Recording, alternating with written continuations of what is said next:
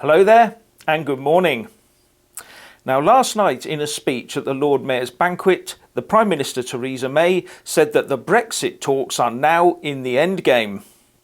And according to the Financial Times, the EU chief Brexit negotiator Michel Barnier says that a Brexit deal is almost ready. Sterling rose on the news and is currently at about €1.145 to the pound. But Barnier did say there was still a way to go. The trouble for Mrs May is that according to reports, she needs to get the text of any agreement signed off today in order that a summit for the EU to accept it can still be held in November. I've got to be honest, the only endgame I can see approaching is that of the survival of the PM's Chequers-based Brexit In Name Only deal. How on earth, after all the recent talk of cabinet ministers' disquiet over the terms of that wretched proposal and talk that just about everyone except the PM and a few of her cronies are going to vote it down in the House, how can she even think this kite is going to fly? Then there's the EU, where its member states are chomping at the bit to try and dig into the detail that they have not yet seen to make sure it looks after their own disparate interests.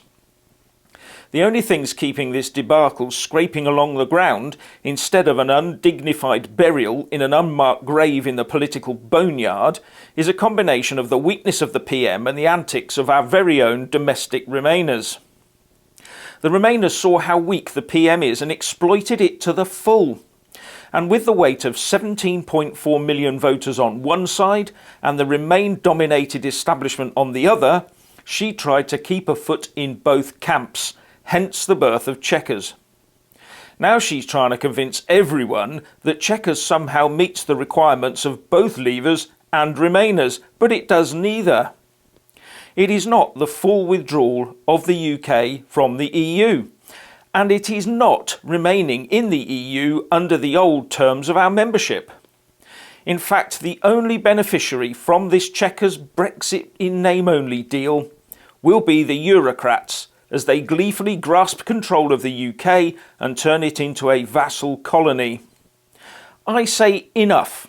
Chuck Chequers and chuck May.